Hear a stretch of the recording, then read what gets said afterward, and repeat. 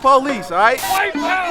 There are conspiracy theories out there. The political divide has really only widened, unfortunately. Police are pushing back the protesters. Things have gotten a lot nastier. It's impossible to miss. We're told on our media that the country has never been more divided. Between the headlines, social media posts, signs, clothing, flags, protests, and more. I think it's been going on for a very long time. The divide. I'm not sure it's the worst ever, but it does feel like we are in a pretty dark place. Americans, perhaps without precedent other than the McCarthy era and the Civil War, have really come to the conclusion that they are each other's enemies. Somebody has to be the adult here. Somebody has to say, you know what, we're not going to play this game anymore. So how deep has that divide gotten, and can we come back from it? In this Denver 7-360, you'll hear from Democrats, Republicans, and historians about our current political climate and where we go from here. Certainly, political divides in the country are nothing new. From a historical standpoint, there's never been a period in which there was like perfect harmony. Have we ever been this divided? Oh yeah, we fought a war 160 years ago or so over that division. And interestingly enough, that war was caused in some measure by some of the same factors we see today. From the Civil War to McCarthyism to civil rights, historians Jared Orsey and William Ashcraft say that divide has defined the country at times. It's lucky I don't need teleprompters like Sleepy Joe.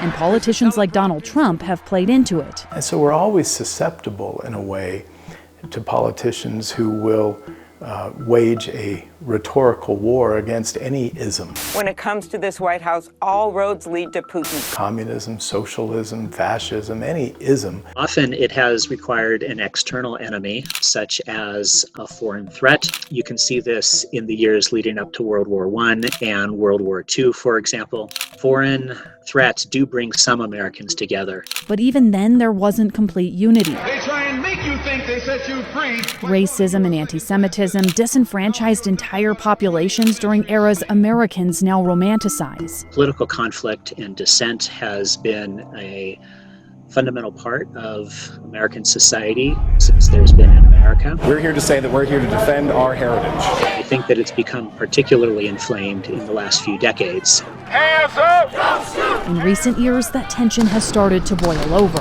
People have their hands up, they're still shooting.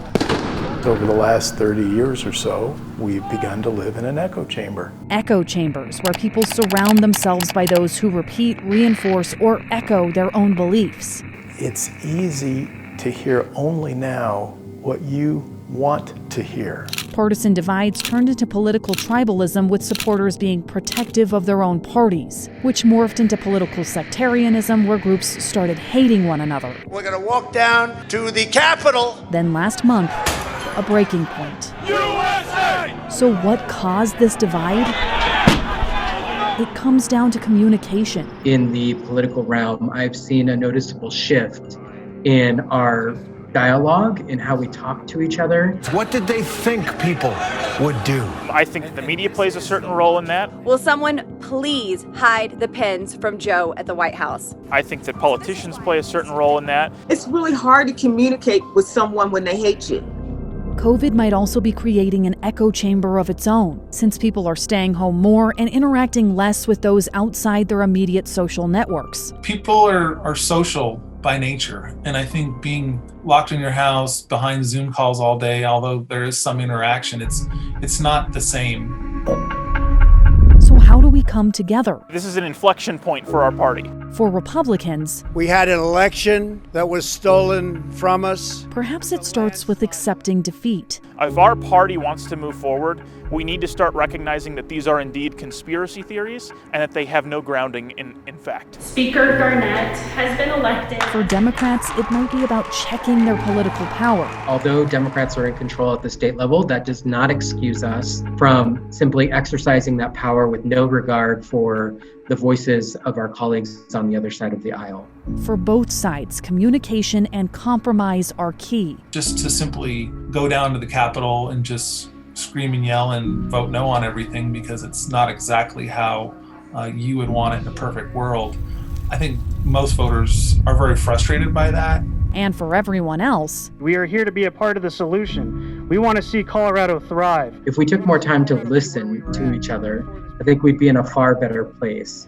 Don't shut out people that disagree with you on certain issues. It's going to require the media to stop fueling this fire, to stop playing into the cliques. No one's mind is ever going to be changed by yelling at them or by calling them names.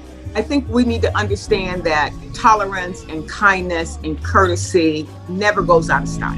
What this all comes down to is treating each other with more respect and recognizing that we are all Americans. There is a divide in our country right now, deep and dire.